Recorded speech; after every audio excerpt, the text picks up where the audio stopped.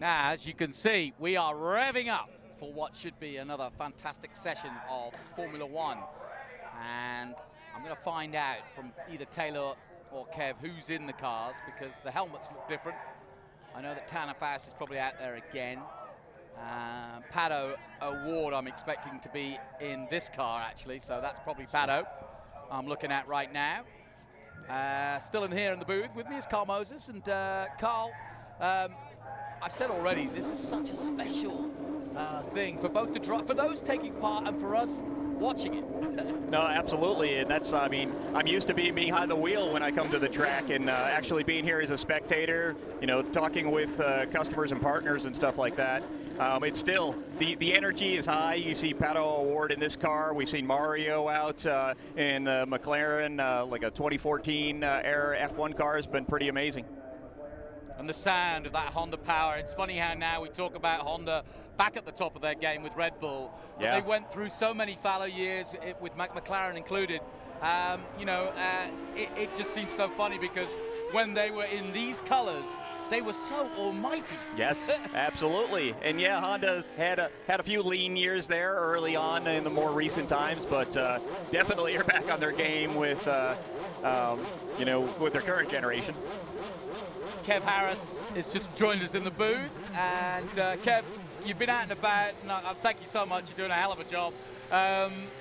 You look like you're enjoying it. Once again, Johnny, I am having the time of my life here at Laguna Seca for the Velocity Invitational. I was here last year as well, you know, for my first time, and I enjoyed it. And obviously did okay because they asked me back.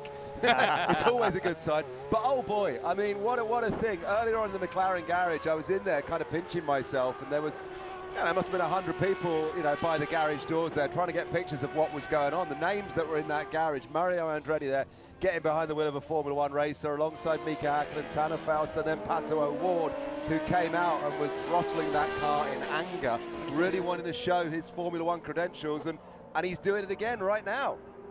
Yeah, no question about it. This is absolutely remarkable. And you know what's hitting me, and I don't know, Carl, what you think, but we've been looking at, like, if you look at all the Porsches from the mid-70s to the mid-80s to almost modern times, the 911 looks the same, whereas a Formula One car couldn't be more different within a 10-year span. Yeah, absolutely. I mean, those cars changed in a big way. A lot longer, a lot wider, obviously a lot faster as well. The Porsche seemed the looks stayed the same. Obviously the performance enhanced like they always have year over year. So it's been quite a good run. But it's amazing how small this car looks. Then you see the car that's it looks like Mika Hakkinen maybe in the other Formula One car that's out there, and it is so much bigger. It really is, and we get a sense of the size of those cars, Johnny, as we walked along yesterday. The Peterson Museum has got a brilliant display of cars just across there, and you walk along that line, everything from a Toro Rosso and a Williams and a McLaren and a Ferrari, and it's all lined up from all across the areas. You can see it all.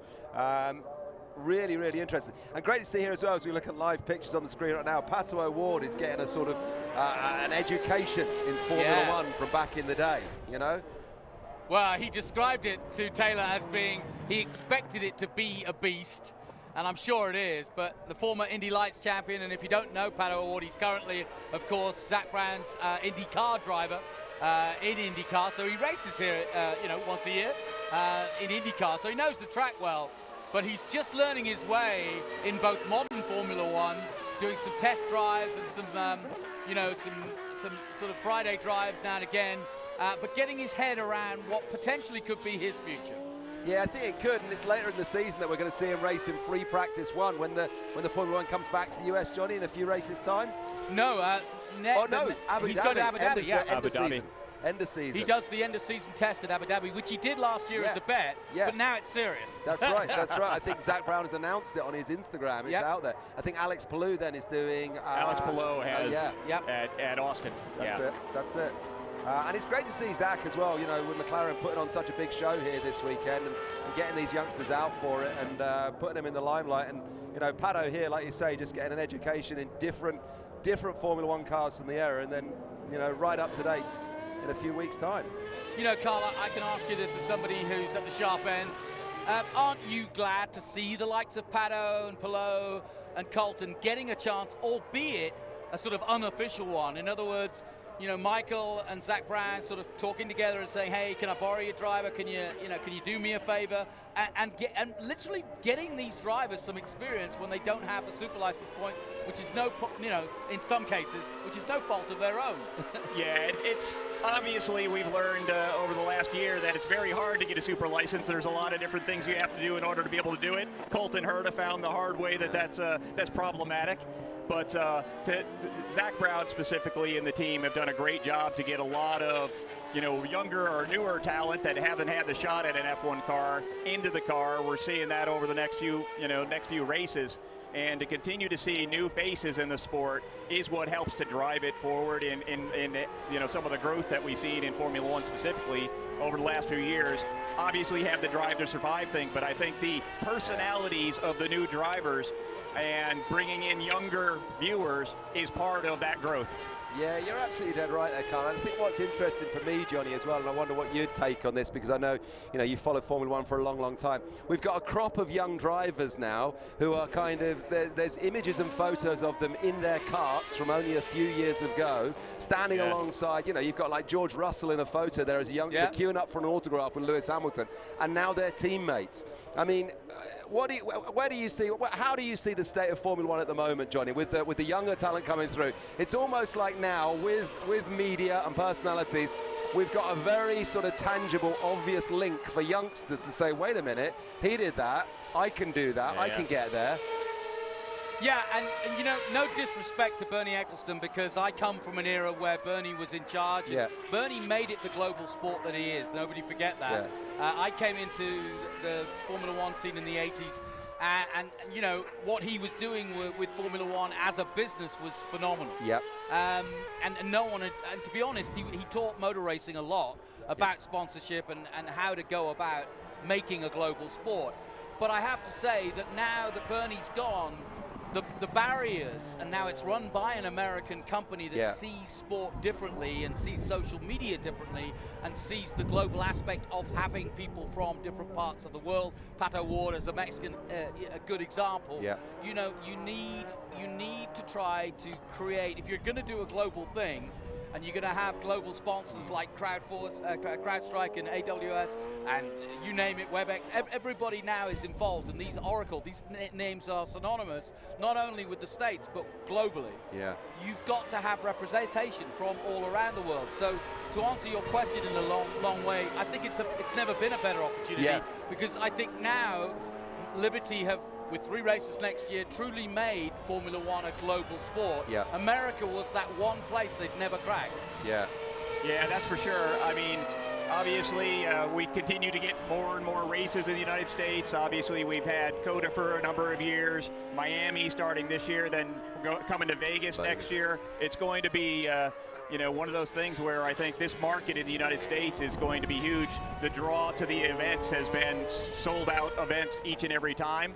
And I think the diversity of the drivers plays to that, to bring a different mindset or different viewers, because people like to view and see people like themselves in the car, and they gravitate towards that. And the more that we can have different diverse drivers from different parts of the world, I think it will make it the truly global sport that it already is, but also bringing in a lot of the U.S. I think it's more accessible than ever for the fans. That's what I think it is. People can watch it and consume it in so many different ways: Instagram, social media, the video outputs, and in between that. And it really has made it a really accessible sport. And like I said, I think for me, I do a lot of work in kart racing in the UK and have done for quite a while now. And there are youngsters now who are coming through, and they're looking, and they've got their eyes on that prize. Invariably, it's still going to cost Johnny, their parents, an awful lot of money to get them there. But if you're good and you get the backing, it's possible. Carl, we just got our first glimpse of the McLaren that was at Le Mans, and of course they went on to win at Le Mans, but that particular car that Tanner's in took 5th place. But again, a huge step forward for McLaren when they brought that road car out and went racing with it at Le Mans. Very audacious, very similar to Ferrari versus Ford, or what Ford did. But to see it here and to look at it, it just shows you that McLaren came to play in a completely different sphere, but play hard. Yeah, I mean, McLaren never goes into anything half-baked. They always are there to play to win. It's definitely the history of McLaren. Whenever they come out, they're serious about what they're doing, and no doubt Tanner's out there having the time of his life driving that car. Yeah. I think he was actually, if you look at Tanner's Instagram, I think he was shouting about this on his Instagram page a couple of days ago, just saying how much he was looking forward to doing this. And interestingly as well, what I think is great, and you see it even with these top drivers who have driven all kinds of cars, they still get out and they are beaming from ear to ear in the same way that I would if I got 3 laps at a track day in something, you know, that someone bought me for Christmas or for my birthday. Do you know what I mean? Absolutely. They're out there in cars that are obviously historic, iconic, and now worth a lot of money. But I don't think they're slowing down. They seem to be hanging it out pretty good, especially through turn 1. They really are. And I didn't, I've been running around the paddock all afternoon. I haven't seen if anyone's caught up with Mario after he had his first go in the Formula 1 car earlier. I don't think officially, no. I shouted at him, "How was it, Mario?" And he went, "Great." Which was short and sweet, but that's all I needed. But Tanner, I said, "You've got to come and talk to me," because I know Tanner pretty well. Oh, yeah. And I've spent some time with him. By the way, for those of you who don't know, Tanner Faust is not only a very, very good rallycross driver, he's also a stunt driver, Hollywood stunt driver. That's his main gig. Nice. So if you ever see him in the big movies, it's usually Tanner that's driving. Well, wonderful sights and sounds here as McLaren rule the roost here in America. A celebration next year of McLaren's anniversary. I was about to jump in on you there, Johnny, as well, because McLaren have just done such a great job at the Velocity Invitational this year, not only with the cars that are out on track that we're watching right now, but some of the display that is in the middle of the arena here. I'm intrigued to see what they're going to do and what they're going to bring for next year for that 60th anniversary. I don't know whether you got any insight on that or not yet, but it's going to be something big. Actually, in the program, Zach Brown alludes to the fact that he hopes to bring the current drivers and as much hardware as he can. Right. And in McLaren's case, that's a lot of hardware. That is. Yeah, and I mean, if he brings Piastri and he brings Lando Norris, that'll be special. He's already brought Pato here. Why not bring, any one of the other McLaren Arrows drivers, and that'll be fun. But that'll be huge. There's a host, and he's got Emma Gilmore, of course, in the Formula Extreme. They drive for McLaren as well, and she's one of the few Kiwis that has done a hell of a job in the Formula Extreme as well. So, you know, there's lots of people they could potentially pull on to come in. That'd be really exciting. I, for one, I'm looking forward to that. And I know you had Jeff O'Neill up here early and having a chat to him. Like, this event is better than it was last year. We thought last year was good. This year is better. He's already talking about next year.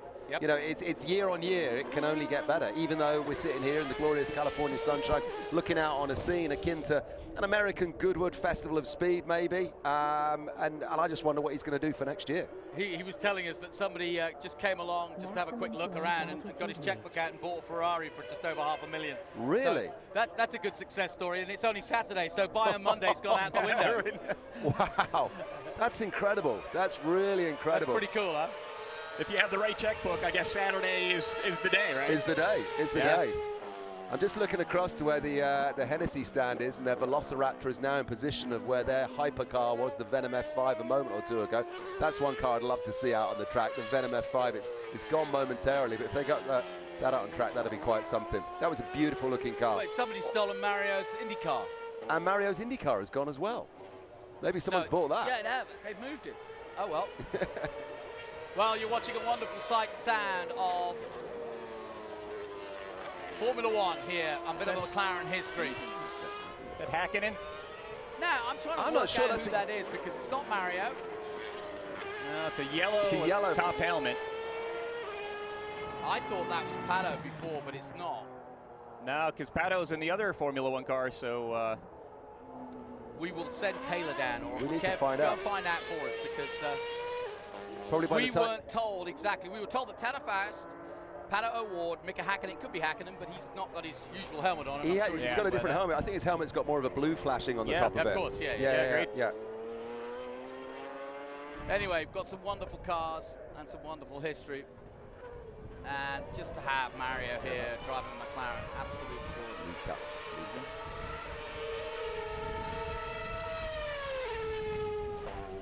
driving that 2013 McLaren MP4 28A. Not the most successful of the McLarens, but still a little piece of history. Certainly for Mario, he certainly rounded it out. What do you think of this car, Carl? We haven't seen too much of this, and I think Tanner's in this at the moment. Yeah, Tanner's out there. He seems to be doing quite well against some pretty lofty competition in the Formula One cars. These. Because this was Ron Dennis really stepping out and saying, you know, we're gonna go into supercars in a real way, and entering Le Mans was the way to do it, and they did just that. And I think people were still a little bit cynical, as they always are in Britain, especially when you start talking supercars. They think, why would you do that? What's an English supercar? But they did it, and they're doing it to this day. But this was the start of all that in many ways.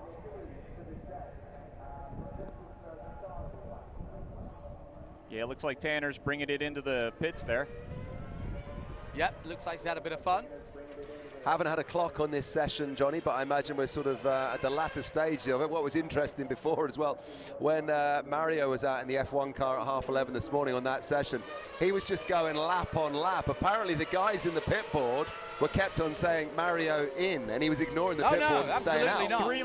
Three laps on. He kept saying in, and the guys finally threw up their arms, and they were like, I guess he'll come in when he runs out of gas. That's what I said. I actually said that in the commentary. I was like, he ain't coming in until he runs out of gas. True Mario spirit. That's what I love. Hey, when you get a corner named after yourself, just go when you want. Hey, I think he has. I think he's earned his spurs to do whatever he wants here this weekend in the car. That's for sure. He's definitely earned it. Back in 2018, I had a chance to ride in the two-seater Indy car with him at Sonoma, and it was amazing. I mean, how many people would you know that we're going to jump in the back seat of somebody that's, I think, 77, 78 at the time, and he went out there flat out and had us sideways through the turns. You know, Sonoma's not known for being the grippiest of surfaces, but he took that Indy car and just flung it around there. I got out of the car and I was like, never again. It was like, I want to drive next time, Mario. Well, but he's amazing. That's interesting you say that. I was about to say, what is it like from a driver's point of view, being strapped in and being the passenger? Because doing the job I do as a sort of, announcer and event host, that kind of thing, I've done hot laps where you get put in the passenger seat with the driver, and I'll be perfectly honest with you, I don't quite like it, because it's just this thrill ride that you've got no control over. And you being a driver, you can do that with the car when you've got the hands on the wheel, but what's it like when you sat there as the passenger? Yeah, I mean, it's Mario Andretti, so I think there's only probably one other person, Mario being the only other person that I'd want behind the wheel other than myself. But quite honestly, it was one of those experiences that I had to do, but when I got out, it was like, I want to drive next time. I've never driven an Indy car before, but I definitely wanted a shot at it. But Mario did a stupendous job, and we came back alive, so I was happy. That is brilliant. That's brilliant. While I've got you here, Carl, I haven't had a chance to talk, but one of the things that, given that your Amazon and CrowdStrike have been such a big part now of motor racing, and they're a part of this event too, just talk about the change, and you'll have seen it, of sponsorship. Obviously the tobacco left a big void, but now technology has filled that void, but for the right reasons, because technology and CrowdStrike and Amazon are good examples. They're involved in the graphics, they're involved in the logistics, and obviously CrowdStrike with with the ransomware and so on. Yeah, I think the big difference that you're seeing is actually we're not in to do sponsorships where we just put our decals on the side of cars. It's now a technology marketing partnership where they're using our technology, whether in our case in AWS, we're doing a lot of the analytics behind the scenes to give you the lap battle forecasts and things on the screen. In the case of CrowdStrike, they got introduced to Mercedes, Petronas AMG when they needed a capability to protect the information in the F1 paddock.